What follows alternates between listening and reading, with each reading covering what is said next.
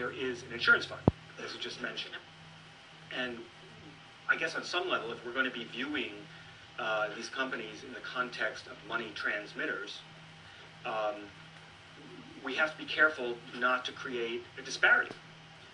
Because if we have a traditional money transmitter who knows how much it must contribute to the fund in order to protect consumers, and we're going to license a virtual or cryptocurrency transmitter under the transmitter laws, how do we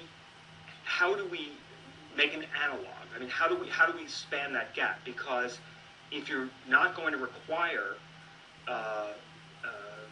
cryptocurrency transmitters from contributing some value to a fund, you're putting the other folks at a disadvantage. And or are you just going to say users of the cryptocurrency transmission aren't eligible to access the fund in the event that the company goes down bankrupt and leaves a whole bunch of consumers in the lurch? How do we mesh those two worlds together? Because there's been a great deal of thought on how to protect the consumer through a market effort. I think the most important element there is deciding what you are protecting. What value is it that you're protecting? And I think once you understand what the value is that you're protecting, then figuring out the amount becomes an easy proposition. Well, I want to send $100 to my long-lost cousin in Slovakia, and I decide I don't want to use Western Union. I want to do it in Bitcoin. And so I go to an exchange, some entity that can exchange it to Bitcoin. Now, whether they're just transmitting a key, regardless, I plop down $100, and in the midst of it all,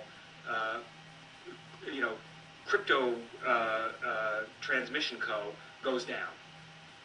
Now my $100 is gone. How, under ordinary framework for consumer protection, New York has this fund that you can make a claim upon, and the other money transmitters have to contribute to this fund to help out all persons who have been injured by the failure of another money transmitter. I've lost $100 in value. Can I, as a consumer, go to the New York fund?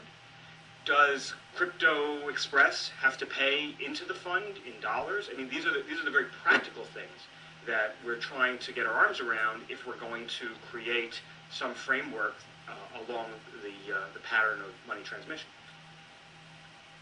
Well, I have to admit that my starting out thought was that no, that fund is just not used because the currencies are too volatile, and that there are lots of other things that the cryptocurrency exchanges can be investing in and need to invest in, and trying to set up this insurance pool to cover consumers who are investing in a fairly volatile product.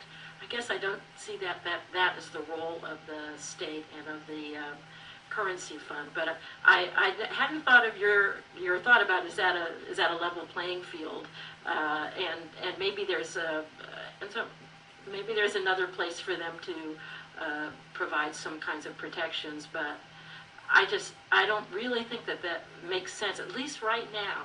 And maybe this is something, everyone said last panel, and I think I agree, that the more liquidity, the more places accept it, the less volatile. And we maybe just be talking about, okay, it's January 2014, and it could be a year from now, maybe the fluctuations won't be nearly so bad. It may be bad with some currencies and not others, and maybe there's a yardstick that you can measure it. But I think that this is really, again, this is hard stuff. This is very difficult.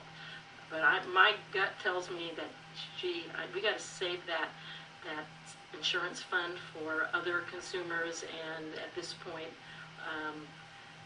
treat the virtual currencies differently. So I'm obviously not an expert at this,